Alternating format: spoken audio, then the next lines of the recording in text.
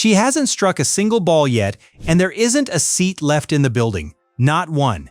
In a stadium that's hosted Federer, hosted Nadal, hosted Djokovic across 2 decades of combined greatness, the only other time this exact scene played out was during Serena Williams' farewell tour, when an entire city showed up to say goodbye to a legend.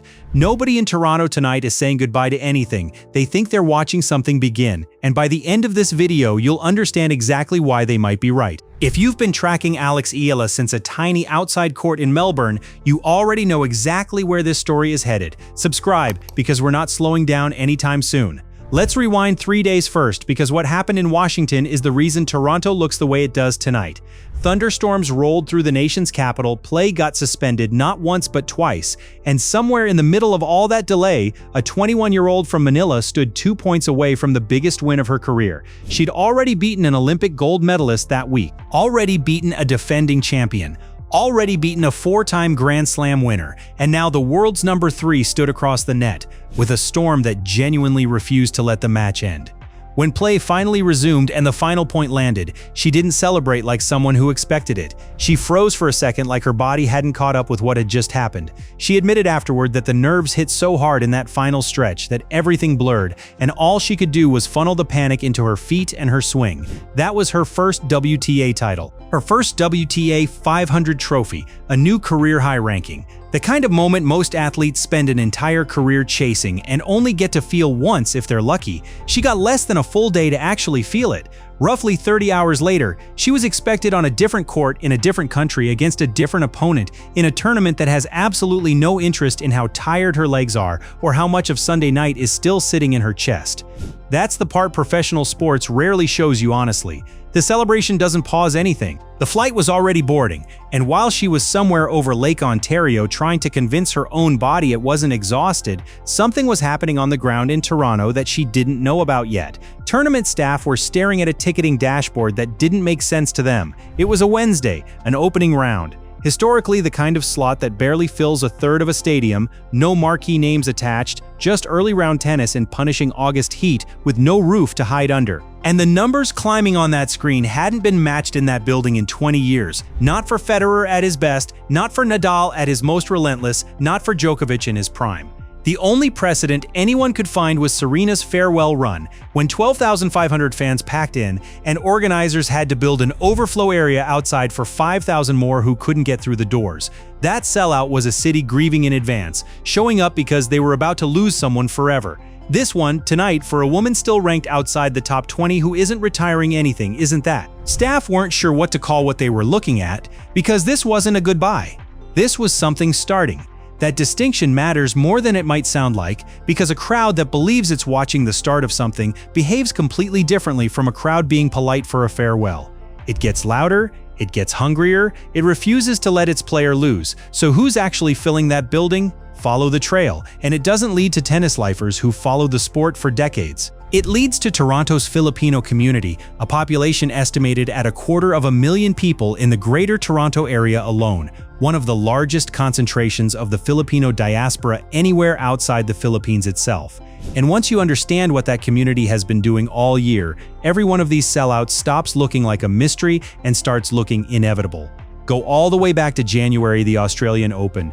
Tournament organizers placed her first-round match on a small outside court with barely 1,000 seats. What showed up instead was closer to a flood. Lines stretched for hundreds of yards through the grounds, fans standing for hours just to catch a glimpse of a broadcast screen, security eventually forced to turn people away entirely. Even a tennis legend with decades of experience watching crowds publicly called out the organizers, saying they needed to understand exactly who this player's real fan base actually was. And here's the number that should have been the warning shot for every tournament after Melbourne. Her pre-tournament press conference that week pulled in over 170,000 live viewers online. Combined, that beat what Carlos Alcaraz, Coco Gauff, and the reigning world number 1 drew for their own press conferences. That was the first real tremor. Almost nobody outside tennis felt it yet.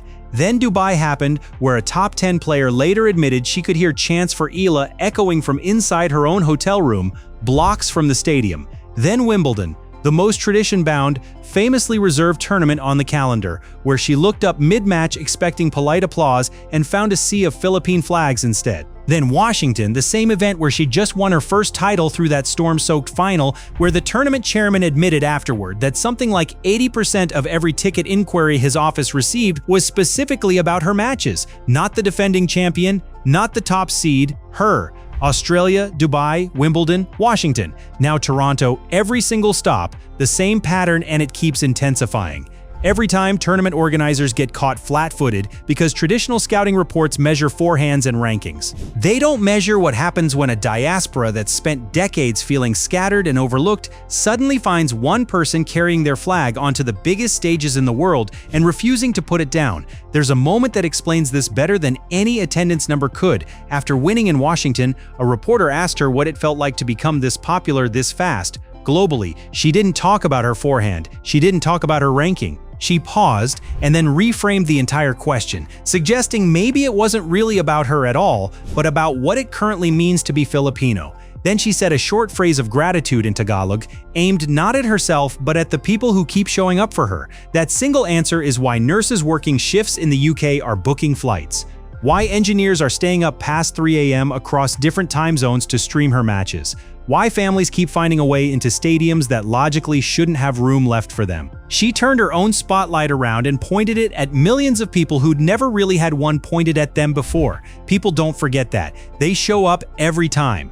Which brings the story back to Wednesday night in Toronto, a sold-out stadium, because a sellout isn't just a number, it's pressure with a pulse, and she's about to walk into it carrying more than just fatigue from Washington. She's carrying a specific ghost. Her opponent tonight is Alicia Parks, an American with a serve that's touched speeds matching marks set by Venus Williams nearly 2 decades ago. This isn't a stranger across the net. 7 months ago, at that same Australian Open where her fans flooded a tiny outside court, Parks beat her in the first round. Not a close match either. Eala was bejeweled in the first set 6-0, the kind of scoreline that ends a lot of players' confidence right there in January. She clawed the second set back, pushed the third to the edge, and still walked off having lost. Watching Parks celebrate the exact kind of win she now clearly wants revenge for 7 months. That's how long this has been sitting with her. 7 months of climbing from outside the top 50 into the top 20. 7 months of beating Olympic champions, Grand Slam winners, and a world number 3. 7 months of proving, city after city, that Melbourne wasn't the ceiling, it was the floor. And now the draw has handed her, almost cruelly, the exact player who's already seen her break under pressure once before. Parks has improved too, climbing from well outside the top 90 into the 70s, but the gap between the two of them has clearly widened, and everyone watching tonight knows exactly who's done the growing since January. Here's the part almost nobody's talking about yet. This match is barely even the hard part. If she gets through Parks, the road on the other side of this draw turns genuinely brutal. The reigning Wimbledon champion lurking 2 rounds away, a player who's already beaten her twice this year, including a loss at Indian Wells that reportedly still stings. This isn't shaping up to be a victory lap. It's a gauntlet, and it starts tonight in front of 12,500 fans who are all convinced with total certainty that she simply cannot lose. Now stack the physical reality on top of all of that emotional weight, because this is where the story stops sounding inspiring and starts sounding almost unreasonable.